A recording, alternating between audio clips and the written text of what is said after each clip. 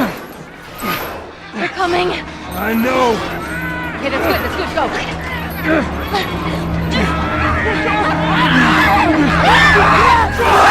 Hey, what's up? Joe Blow here with the review for The Last of Us. I came into this game slightly biased as an uber fan of Naughty Dog, and with all the hype surrounding this game, I started to get nervous that it would let me down. You got something on your shoe. Well, I can assure you, it did no such thing. Gross. This game grabbed me hook, line, and sinker from the very start. I found myself rushing home every night just to get back into it. You play as Joel, who's not very much like other male protagonists you've played in the past. He's been through 20 years of the infection and is pretty much dead inside. Just to reiterate, this is no Nathan Drake. Be forewarned. Your objective is to leave the quarantine zone within which you are a black market dealer and escort a girl across the country for a reason I won't spoil for you in this review. Enter stage left. The girl, Ellie. Fuck away from me! Ellie is a girl who grew up in a world riddled with the infected, never having known what life was like before. Therefore, she's grown up pretty fast for her age while still having just a tiny sliver of innocence left. Shit. The characters throughout the game are rich with backstory and emotion, and the voice acting is at the top level you'd expect from a Naughty Dog game. Guess what? We're shitty people, Joel. It's been that way for a long time. No, we are survivors. This is our chance. It is over, Tess! The story in The Last of Us was so overwhelmingly amazing, I can't speak highly enough of it. I laughed, I cried, I ran. God, did I run.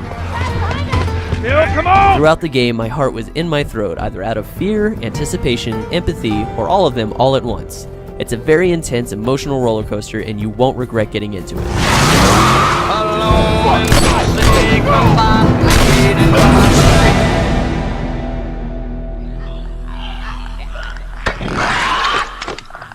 The gameplay is what really helps set The Last of Us above other games. Holy shit, Joel. While you're led down a linear path to tell you the story Naughty Dog wants to tell, you still feel like you have an entire world to explore. This is the first survival game where I really took note of what supplies I had and thought long and hard before I shot off each round. Also, there are some points in the game where it's better to just run and not fight anything, and it's terrifying.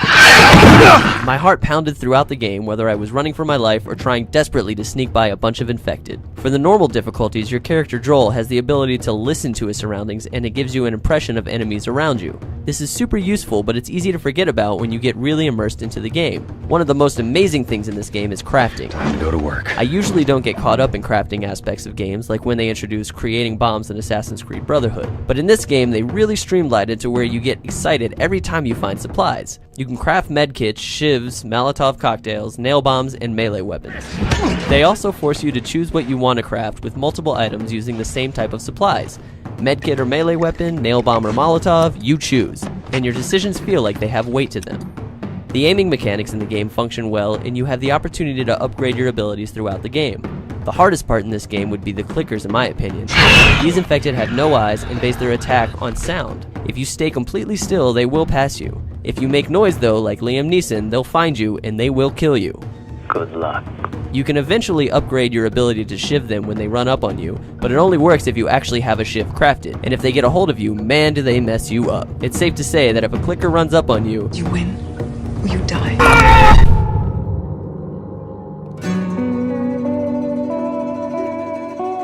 yes, you can pause the cutscenes. Absolutely not.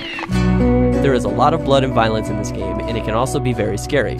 Plus, there's a lot of foul language thrown around if you're not a fan of your little one hearing that kind of thing. The gameplay for this game is anywhere from 13 to 17 hours, I believe. It took me about 16 hours to beat, and I checked every nook and cranny I could find. You can play it broken up over weeks and weeks and won't lose too much of the story, but you probably won't want to. Definitely buy this game. You'll want to dive right back in after you beat it.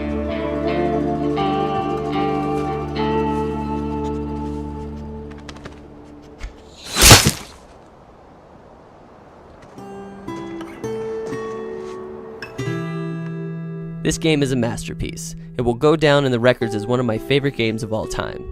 The Last of Us has everything I've ever wanted in a game, and there was not one thing that upset me about it. I couldn't speak more highly of this game. Go buy it. Now. No, wait!